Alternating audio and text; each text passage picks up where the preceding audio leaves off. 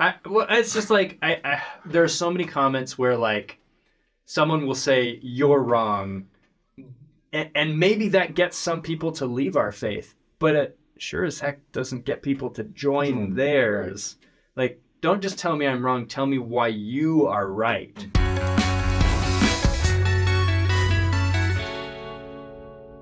Welcome, ladies and gentlemen, to another episode of Saints Unscripted. My name's Cam. I'm David. And today we are doing a blind reaction to YouTube comments. This will be interesting. Yeah, these have all been collected, I believe, within the last 4 days of when we're filming this. I don't know when this episode will come out. But anyways, we're just going to take turns. I haven't read any of these. I read one. You read one. Let's see what happens here. I'll start, I suppose. YouTube comments are usually wholesome and uplifting. Yes. So. We just got done filming an episode about General Conference and President Nelson's talk about avoiding contention. So let's try to keep it. We're going to try to be kind here. All right. So this comment says, my husband and I love the LDS people and community. That's very kind. Thank you very much. We are non-denominational Christians, and we love discussing our differences in faith and loving on LDS, Latter-day Saints.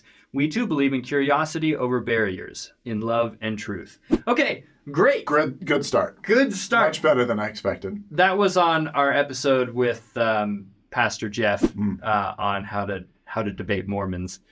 Yeah, okay, that wasn't what I was expecting. No. I was bracing myself. I appreciate this reaction, and I think more LDS members of the church sometimes have this tendency to lean into things that view them in a positive light, just like any other humans. But I appreciate anyone that's willing to have a conversation with somebody that they disagree with or don't see eye to eye on, but are still willing to be understanding and compassionate. So it can be really refreshing sometimes. Absolutely. All right, your turn. This is because the God of Mormonism is a weak being created by Joseph Smith. The true and living God simply spoke and the elements came into being. By the way, your research is ridiculously flawed and resembles BYU architectural findings. LOL. Resembles BYU architectural findings. I'm not totally sure what that means. Archaeological? Architectural. Maybe that's what they meant. Maybe. If you're here and watching this, you can comment and clarify for us. So I would appreciate it. On that episode about Creation Ex Nihilo, which recently came out, that was one of the Faith and Beliefs episodes that Taylor edited behind the camera, and I put together. I did a ton of research on that one, and at the end of the episode, we put in like 30 quotes with the sources from biblical scholars. I'm pretty sure none of them were members of our faith. Was that right? I remember in the list that I had prepared behind the scenes, there were a few Latter-day Saint quotes sprinkled in there, but I was honestly surprised by how many non-Latter-day Saints are totally on board with creation ex materia, or creating things out of pre-existing materials. So, and I specifically remember, if you go to the notes section of that episode, there's a quote from Pete Enns, who is not a member of our faith, who kind of addresses this idea. So the common criticism, like this commenter mentions, is that that if God created things out of pre-existing materials, then then he's a weak God because he can't make something out of nothing. But Pete Enns, I'm going to botch the quote, but he basically says, like, to ancient Israelites, he was Lord over all because he had dominion over all things and all matter. So they wouldn't have looked at it that way. But anyways, if you disagree with us on that, that's fine. And in that episode at the very beginning, I do include, I say, if you want to look at a more traditional defense of Creation Ex Nihilo from kind of a Protestant perspective, I give you a few resources there to do that. But I honestly think that it's pretty hard to back it up if you look into the sources that I do provide, at least at the end of the episode. Right. But anyways, thank you for your comment, though. Happy to agree to disagree. Let's agree to disagree. This is from the same episode about Creation Ex Nihilo. Enjoy you all. Great info. Question to address. After you've received your patriarchal blessing, as time goes by, can you become too unworthy to read your patriarchal blessing? Or is it always available as guidance in your life? What do you think? This is the other conference talk I wanted to mention in our conference episode, and I totally forgot. Elder Bennett talked about patriarchal blessings extensively. If we think of patriarchal blessings as a map or a guide for our lives to some extent, if I'd like to think of, I don't know, getting your bearings in your life, right? Maybe you're lost on a trail. You need to get to higher ground and look around and see where you are. It doesn't mean that map is now completely obsolete. Yeah. There are still steps you can take to get back on track. And I think the general authorities and church leaders have made it very clear that you're neither too old to get a patriarchal blessing or too old to follow your patriarchal blessing. Yeah. And I don't know if we have a full understanding of God if we say, oh, it's too late for me. Absolutely. At any point in our lives, because the atonement is infinite. And yeah. We often talk about patriarchal blessings as if they are personal scripture for our lives. So if you ask yourself, can you ever be too unworthy to read the scriptures? The answer is obviously no, definitely not. Like, those are the times when you should be reading the scriptures, and by extension, your patriarchal blessing, and striving to become better and going through that repentance process, as you mentioned. So I think that your patriarchal blessing contains blessings that are predicated on your faithfulness. Right. So if you're not being faithful to the covenants you make with God, and striving to obey his commandments, then your patriarchal blessing may not play out as originally intended, but that doesn't mean you can't still use it as a guide for your life, right, as you mentioned. Right. Cool. Good comment. Great question. Okay, this is the only one I've read. Created from nothing. Again, this video made some people a little ruffled. Did that do pretty well as far as views go? That was a fun one. I'm not sure. I'm going to be honest. I don't necessarily watch our videos once they come out. Cut out his tongue! Shoot him and cut out his tongue, then shoot his tongue. And trim that scraggly beard. That's okay. Not a fan of seeing myself on camera. Well, you're not in this episode. I know. So I need to go watch yours. I don't watch mine. I don't either when it comes to these episodes. Really? But I watched the Faith and Beliefs ones because I have to give feedback on edits and stuff. Nice. But anyway. Okay. This is just bad philosophy. Mormons cannot answer a fundamental philosophical question. What started existence? Who or what made the chaotic matter? If God cannot create from nothing, then he is bound by matter and therefore not all-powerful and therefore not God. There are many things that Mormons get wrong about philosophy, some including God's wife, quote unquote, the celestial kingdom where man can become God, and then the comment ends there. The fact is, there isn't anything that Mormons get right. Everything they believe is 100% anti-God, anti-Bible, anti-Christ. 100%. 100%. See, okay, so here's the thing. I really struggle with absolutes. Mm-hmm. As many Jedi do. Only Siths deal. Only Siths deal in absolutes. Wait a minute.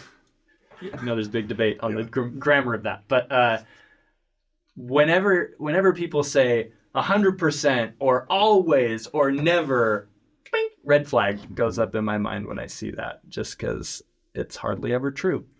See, notice how I said hardly ever, not never.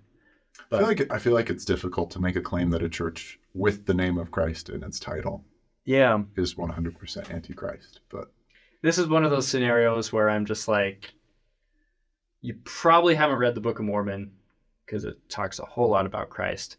And it's just like, I want people to listen to Elder President Oak's talk from General Conference, where he literally just quotes Christ the entire time. Mostly from the New Testament, some from the Book of Mormon as well, but like listen to that and then say we get everything. I understand if you say like, oh, we disagree on some things about Christ, but like there's a whole lot I think we agree with the rest of Christianity on. Like Jesus Christ is our Savior. It's kind of a big one. Again, viewer, if you're watching this, whoever commented, not a personal attack on you whatsoever. Just, again, agree to disagree. Happy to agree to disagree. I can understand a little bit this. It's difficult to kind of wrap your head around the idea that something has just always been there, right? The idea that matter just exists. Sure. Personally, it's difficult for me to comprehend, and my finite brain just isn't great at it. I'm going to be honest. There are so many other things that I'm struggling with right now that are on Earth that a lot of times I can't think about stuff like that. Yeah. I got to get the basics down first. You got to prioritize your concerns. Let's work on not being angry with one another, like, before I start worrying about existential universal questions. Good idea. Yeah. Okay, so this one is from ordained pastor converts to the Latter-day Saint Church with Antonio. This was a Zoom interview. One user said, "Thank you for this program, but I humbly want to share that I do not like the little inserted cartoons. They take away from the spirit. I would be grateful if you eliminated those, and I would feel a greater peace in sharing these with my searching friends. Thank you." I appreciate the civility. Yeah, very civil. Thank you for your comment. And you're completely entitled to that opinion. Yeah. There are people that like those kinds of edits. There are people that don't. So I get it. I get it. Yeah, appreciate your feedback. Joseph of Egypt had a seer stone.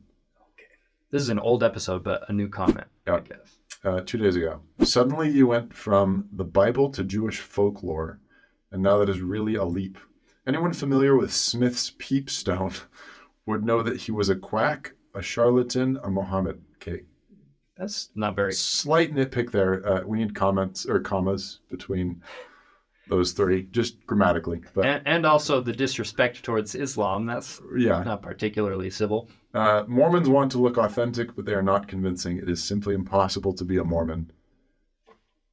Another extreme. It is a bridge too far. Mormonism is credulity on steroids. Okay. Cool.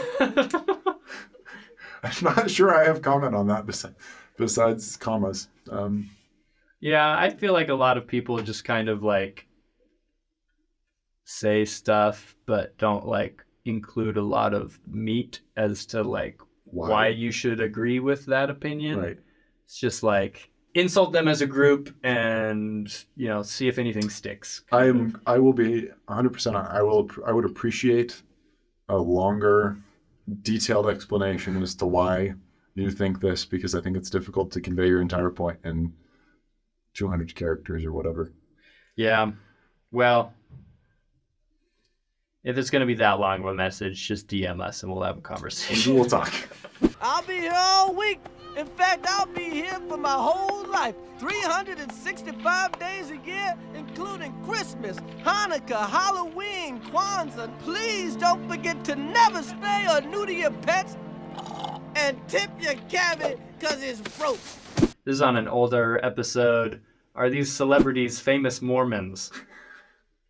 I had a problem with that title. That was a weird title that we put on there. Are these celebrities famous Mormons?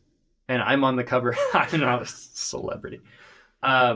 Anyways, so this comment says, this one it says was 6 days ago. I don't know when this was put in here, but do you freaks know you are super geeks with poop emoji stains in your magic wand emoji, sparkle emoji, underwear emoji, distressed emoji, underwear, distressed, clown. That was well done. That felt like the Nacho Libre scene where he writes her the note. Big hug, little kiss, little hug. Yeah, I think that there was a lot of care and thought put into this comment. I think he chose his emojis very intentionally. They were well used. Well-used emojis. So I appreciate the rhyme structure. Do you freaks know you are super geeks? There's some lyrical potential there. That's very well done. Yes. At least in my case, I do know that I am a super geek. I'm somewhat proud of it. and somewhat proud of it. Yeah. As far as poop stains, how does he know? Have you been searching through my underwear drawer? No, that's a very strange thing to. That's a very strange comment to make. Like, out of all the things you could comment on, you're like, poop stains. But again, maybe consider a career in songwriting. I'm so taken aback by this comment that I'm not even quite sure how to respond. Nor am I. Let's just move on. Yeah. Last one is another from the ordained pastor converts to the LDS Church, Latter-day Saint Church. My apologies. The LDS Church is not the true church. The Catholic Church is the true church of Jesus Christ. Matthew 16:18-19. Joseph Smith was a false prophet who died in disgrace during a jail raid. Facts are facts! ! The God of the Catholic Church and the gods of the Mormon Church are not the same. It is not the same religion. Okay, my thoughts on this. That settles that. See you guys. Bye.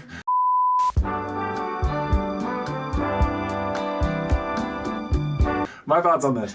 I feel like Christianity is in a really powerful position where if we were united as followers of Jesus Christ, we could do a lot of good in the world. And the first step to that is admitting that for the most part, we share a lot of similarities in our teachings. As a member of the church, I can tell you that we follow Jesus Christ, right? We strive to. We strive to, right. And he's integral to the doctrine and the teachings of the church.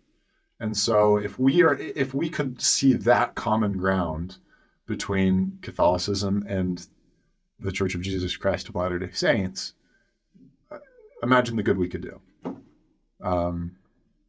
Agreed. I don't know. It's comments like these where it's just like, what are you trying to accomplish here? Like, do you think that just by saying you're wrong, I'm going to jump off the show and go, Cry. It's just like, there are so many comments where like someone will say you're wrong. And maybe that gets some people to leave our faith, but it sure as heck doesn't get people to join theirs. Like, don't just tell me I'm wrong. Tell me why you are right. Mm-hmm. Convince me. Like, just saying like you're dumb, that doesn't do anything for me. And I don't think it's going to accomplish what you want it to accomplish. Like, I don't know. And I guess there is something to be said about, maybe the Trinity view versus the Godhead or whatnot. Sure. There are differences in theology as far as the nature of God to some extent, but I feel like maybe the physical nature of God, but I feel like the character of God isn't really up for debate between the two religions. We both know that he's loving and kind and wants what's best for his children, and those I feel like those are the important things. Yeah. If you have comments, we would love to hear them. Again, we're not trying to attack anybody here. This is all in lightheartedness, but we'd love to hear your response and your ideas. Yeah, if you're going to comment, we would appreciate some civility, and we'll give the same back to you. I hope we. And if we don't, then remind us about President Nelson's General Conference talk. Yep, because we're trying just as much as anyone else. Yeah, we're trying. We're not perfect, and hopefully we haven't come off as too judgy or lightheartedness. All the best to the people who commented, even those who disagree with us. Wish you the best. But yeah, if you have any thoughts on these, let us know in the comments. We love you guys. Thanks for watching. See ya.